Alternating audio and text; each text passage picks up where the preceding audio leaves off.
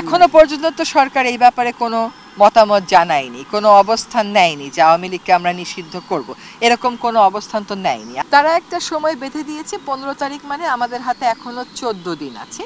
তারা যারা সময় বেঁধে দিয়েছে তারা তো প্রোক্লেমেশনের জন্য আসলে নিজেরা প্রস্তুতি ছিল, তবে তারাও কিন্তু প্রথম থেকে এটা ক্লিয়ার করেছে যে তারাও চাচ্ছে সকল দলমত নিয়ে, যে রাজনীতিবিদেরাও চাচ্ছেন যে সংস্কারটা হোক। আচ্ছা, নির্বাচনের ব্যাপারে কোন দল অংশগ্রহণ করবে কোন দল অংশগ্রহণ করবে না এটা তো আমরা বলে দেব না।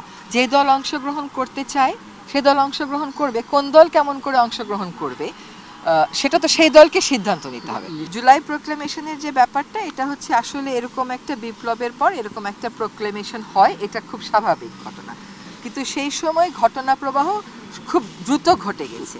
একটা কোটা বিরোধী আন্দোলন থেকে একটা সরকারের পতন হয়ে গেছে। আন্দোলনরত যারা ছিল তারাও বলেছে যে তারা অতটা প্রস্তুত ছিল না। আমরা যারা পরবর্তীতে দায়িত্ব নিয়েছি আমরাও নিয়েছি 3 দিন পরে, এবং আমরাও কেউ রাজনীতিবিদ নই, ফলে প্রোক্লেমেশনের প্রয়োজনীয়তা আমরা তখনই ফিল করেছি, একই সাথে আমরা ঐক্যের প্রয়োজনীয়তাটাও অনুভব করেছি। সেজন্য আমাদের শিক্ষার্থীরা যখন প্রোক্লেমেশনের কথা বলেছেন সেখানে আমাদের দ্বিমত করার কোনো সুযোগ নেই, কোনো কারণও নেই, কিন্তু আমরা সরকারের অবস্থান থেকে চেয়েছি যে এটা বাংলাদেশের জনগণের একটা প্রোক্লেমেশন হোক, এবং সেটা করার একটা উপায় হচ্ছে যারা এই আন্দোলনে অংশগ্রহণ করেছেন তাদের সকল পক্ষ, শিক্ষার্থী, দল এবং অন্য সকল পক্ষকে সাথে নিয়ে একটা প্রোক্লেমেশন করার।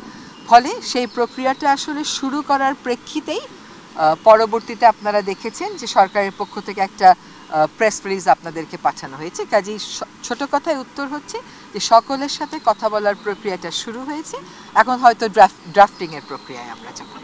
তারা একটা সময় বেঁধে দিয়েছে 15 তারিখ, মানে আমাদের হাতে এখনো 14 দিন আছে। তারা যারা সময় বেঁধে দিয়েছে তারা তো প্রোক্লেমেশনের জন্য আসলে নিজেরা প্রস্তুতি ছিল, তবে তারাও কিন্তু প্রথম থেকে এটা ক্লিয়ার করেছে যে তারাও চাচ্ছে সকল দলমত নিয়ে। সঠিক প্যাড আর সঠিক তথ্য দিয়ে এসব সামলে নিব এক হয়ে মোনালিসা স্যানিটারি ন্যাপকিন। যে সময় থেকে যে সময়ের মধ্যে চাওয়া হয়েছে আমাদের হাতে যথেষ্ট পরিমাণ সময় ছিল না একটা ঐক্যমতে পৌঁছানো, সেজন্যই আমি মনে করি যে 14 দিনের মধ্যে আমরা অবশ্যই বিষয়টা ইতিবাচকভাবে দেখব। এটা অসম্ভব কোনো কিছু না। আসলে বিএনপির থেকে আমাদের সাথেও যখন কথা বলা হয় তারা এই কথাটা বলেননি যে সংস্কারের প্রয়োজন নেই, তারা এই কথাটা বলেছেন যে সংস্কারের প্রয়োজন আছে, এবং তারা সংস্কারের ক্ষেত্রে নিজেরাও তো মতামত দিচ্ছেন, তারাও লিখিত মতামত দিচ্ছেন। তার মানে হচ্ছে যে রাজনীতিবিদেরাও চাচ্ছেন যে সংস্কারটা হোক। এখন সংস্কারের ব্যাপ্তি কতটুকুন হবে, সংস্কার কোন কোন ক্ষেত্রে হবে, সেটা কার মাধ্যমে হবে, এইটা করার জন্য রাজনীতিবিদদেরও একটা অবস্থান আছে। সেটার ক্ষেত্রে কিন্তু আবার আমাদের মাননীয় প্রধান উপদেষ্টাও বলেছেন তিনি ঐক্যমতের জন্য একটা আলাদা করে কমিশন করবেন, যেটার নেতৃত্ব উনি নিজেই থাকবেন।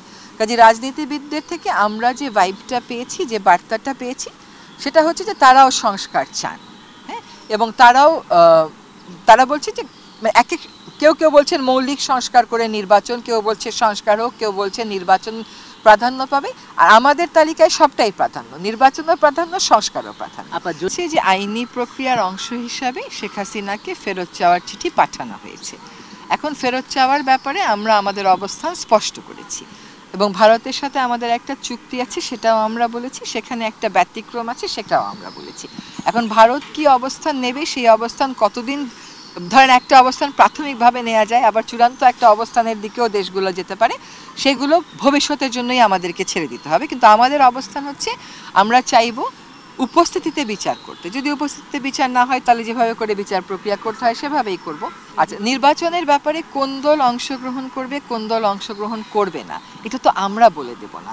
যে দল অংশগ্রহণ করতে চায় সে দল অংশগ্রহণ করবে, কোন দল কেমন করে অংশগ্রহণ করবে সেটা তো সেই দলকে সিদ্ধান্ত নিতে হবে। সরকারের পক্ষ থেকে যদি আপনারা কোনো অবস্থান দেখতেন যে সরকার এই দল নিষিদ্ধ করছে, তখন আপনারা এই প্রশ্নটা সরকারকে করতে পারতেন। তাছাড়া কোন দল নির্বাচন করবে না করবে এই প্রশ্নগুলোর উত্তর আসলে নির্বাচন কমিশনই দেবে। এখনো পর্যন্ত তো সরকার এই ব্যাপারে কোনো মতামত জানায়নি, কোনো অবস্থান নেয়নি যে আওয়ামী লীগকে আমরা নিষিদ্ধ করব, এরকম কোনো অবস্থান তো নেয়নি। আমরা যেটা দেখেছি যে হাইকোর্টে এরকম একটা বা দুইটা রিট পিটিশন হয়েছিল, সেগুলো আমার ধারণা একটা উইথড্র করা হয়েছে, আরেকটা মনে হয় হাইকোর্ট নিজেই সামারিলি রিজেক্ট করে দিয়েছে।